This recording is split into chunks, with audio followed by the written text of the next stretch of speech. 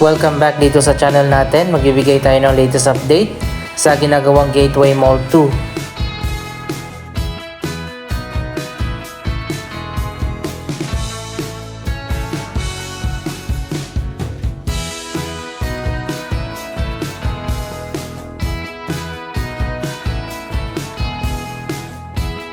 Dito na rin pala lumipat yung Shopwise Supermarket na nandoon sa harap ng Araneta Coliseum.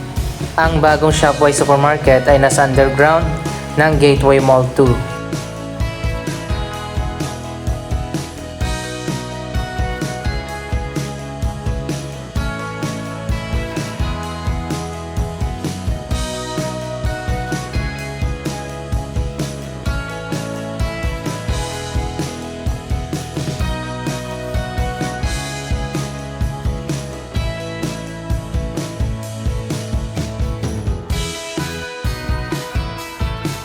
Andito na tayo sa loob. Ito yung connecting area na nagdudugtong sa Gateway Mall at sa Farmers Plaza. Dito pa lang makikita naman natin kung gaano kataas ang bagong mall na ito. Nasa 7 or 8 floors ang Gateway Mall 2 extension.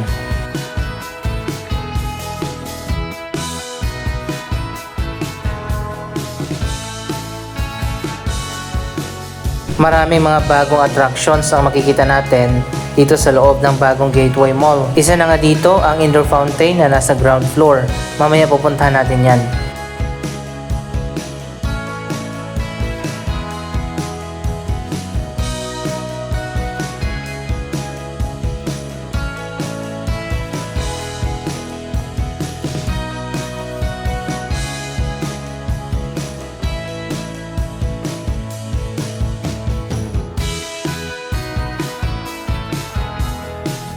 May ilang mga store na rin na natapos na at nagbukas na.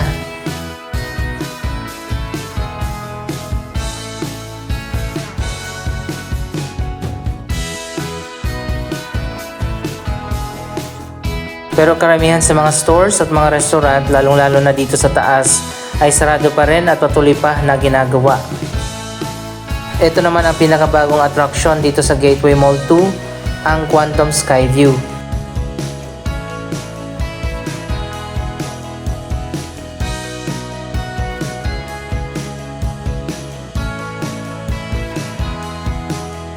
Isa itong giant LED screen na makikita dito sa atrium ng bagong mall.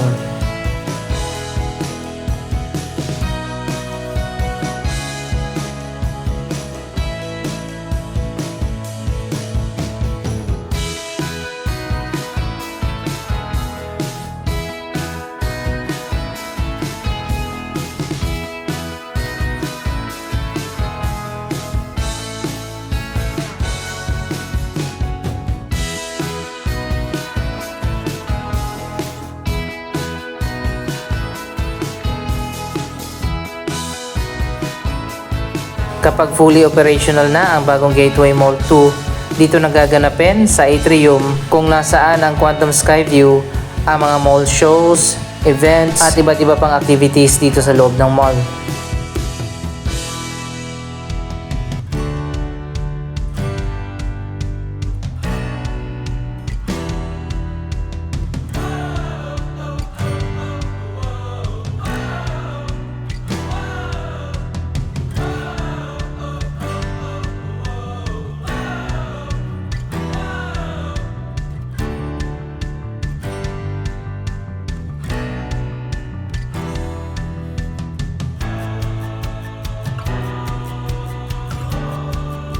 Dito naman sa bandang dulo, sa 4th at 5th floor, ginagawa pa rin ang food court, arcade, at dito naman sa kabila ang K-pop cafe. Sarado pa yung mga floors na yan at di pa natin pwedeng puntahan.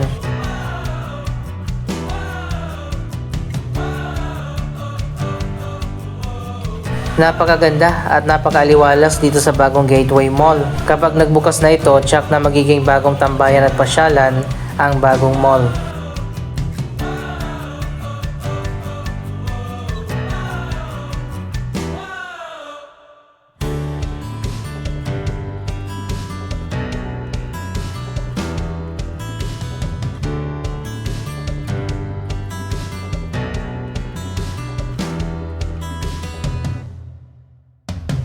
Dagdagan na rin yung mga nagbukas na mga bagong stores dito sa second floor sa bagong entrance papasok sa Araneta Coliseum.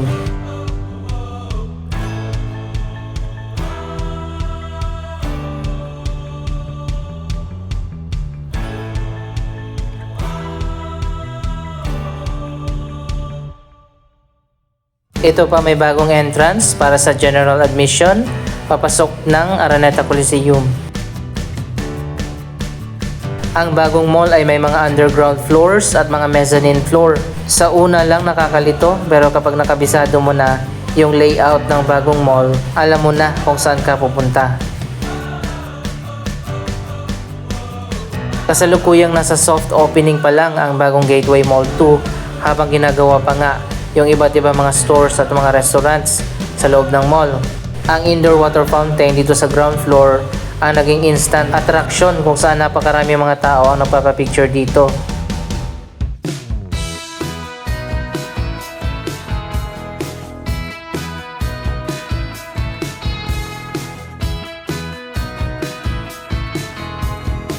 Ang ganda naman kasi dito, pagpasok mo pa lang sa mall, para kang nasa lobby ng isang 5-star hotel.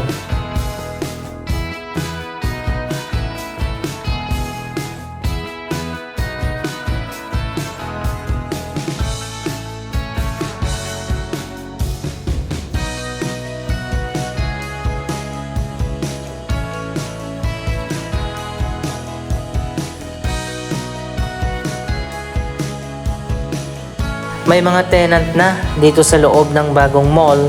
Yun nga lang ginagawa pa rin at hindi pa tapos yung kani-kanilang mga store at mga restaurant. Nilagyan na rin pala ng halaman itong mga nakausli na parang podium sa magkabilang side ng atrium.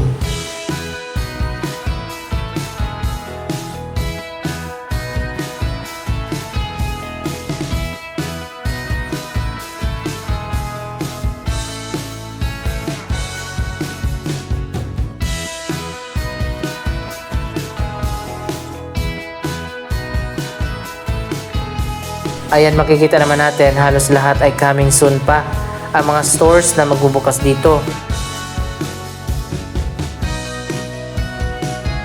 So ayan guys, makikita nyo naman kung gaano kataas itong bagong mall. Maliwanag din dito sa taas dahil sa mga glass ceiling.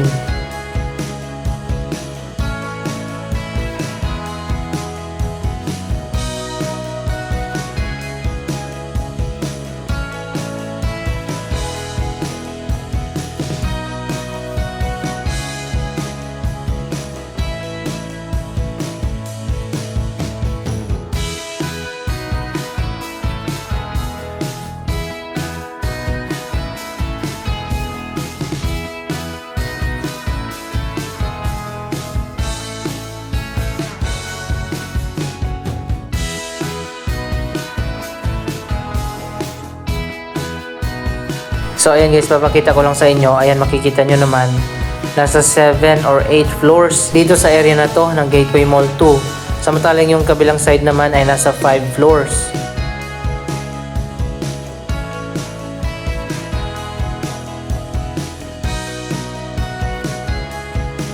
Ito naman yung bagong entrance papasok ng Araneta Coliseum mula sa ground floor. Ang Gateway Mall 2 nga pala ay isang upscale mall. Pagpasok mo pa lang dito sa loob, kaliwat kanan na yung mga high-end restaurant at mga cafe.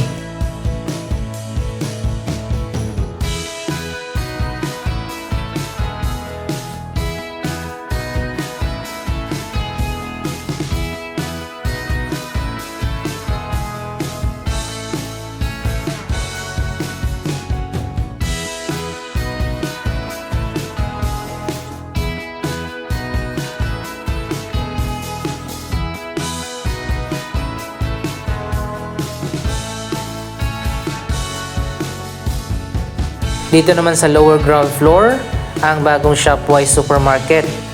Meron din ditong 5 levels ng basement parking.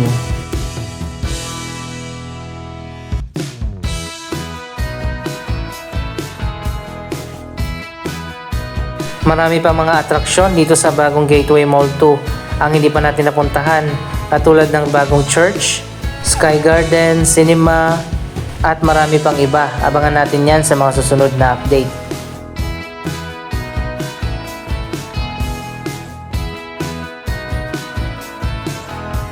Anong masasabi nyo sa bagong mall na ito sa Araneta City, Cubao? Mag-comment lamang dyan sa baba ng inyong mga reaksyon.